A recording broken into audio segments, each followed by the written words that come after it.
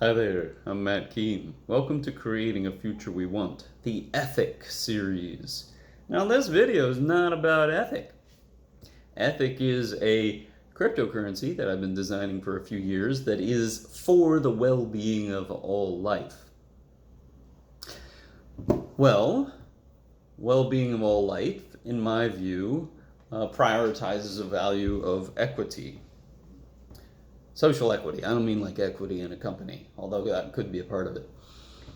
And in the last year of work on this topic, I've been sort of searching for how good or how are now various folks working in this realm addressing values that I prioritize. Sustainability and equity might be a couple of those. And I won't say there's an enormous amount of that explicitly going on. There's plenty. A lot of it gets tangled up with other people's interests and such, but I have come across a few areas where it looks incredibly promising, like technological solutions could be found that will level the playing field, make things more equitable, serve folks who have been traditionally marginalized or underrepresented, for instance, not having access to banks, the unbanked.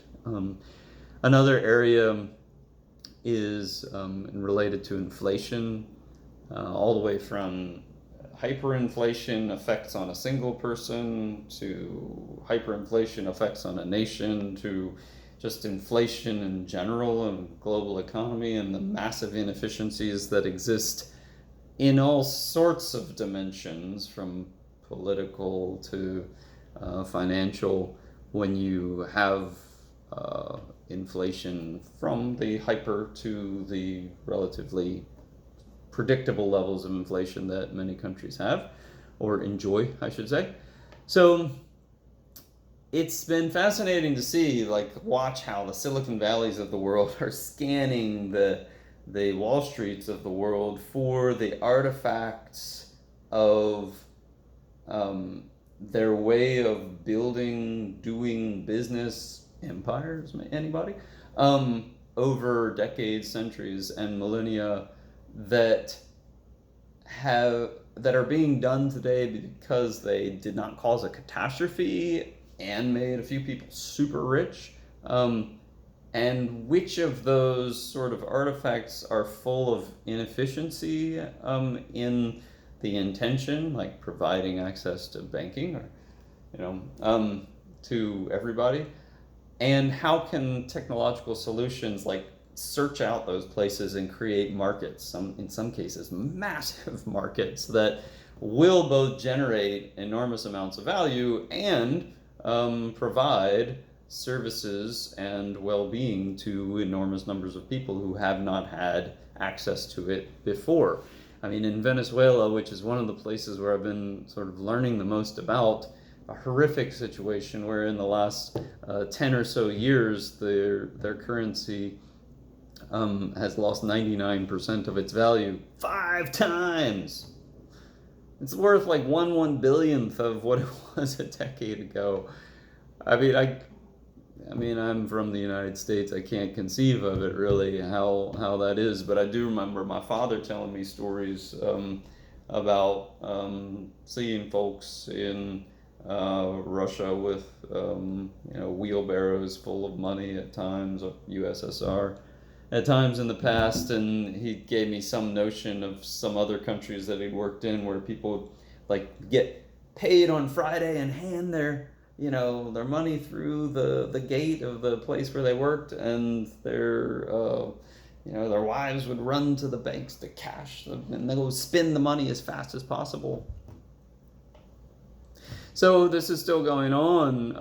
A third of Venezuelans do not have reliable access to sufficient food because of issues like this right now, and the inherent, I guess, or caused by that cause the inflation, corruption associated with it. So one of the wonderful things that I've learned about recently and would advocate for myself is a proposal to the United Nations to make access to a stable currency a basic human right. Yeah, like water, like clean air, like food, safety, security, some many other things that we've said should be basic human rights. And think about this, like the impact that could make if everyone on Earth, even folks who are just systematically exposed to 3 or 4% inflation every year over the course of a lifetime, if everyone on Earth had access to a stable currency, especially in these countries experiencing hyperinflation and the intense violence executed against them and the trauma that must be embodied in those people, in those cultures, for a lifetime, for generations, I would guess.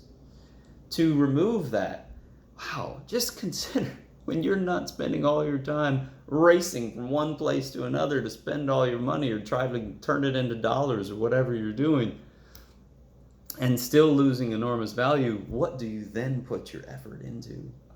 Come on.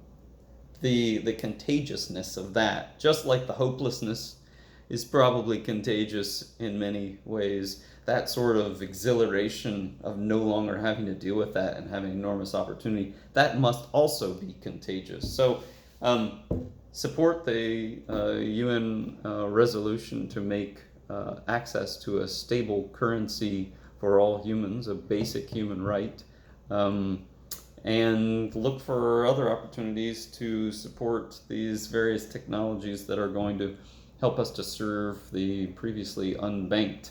I'm Matt Keene. Thanks for visiting Creating a Future We Want, the Ethics series. What is your vision for the future of money?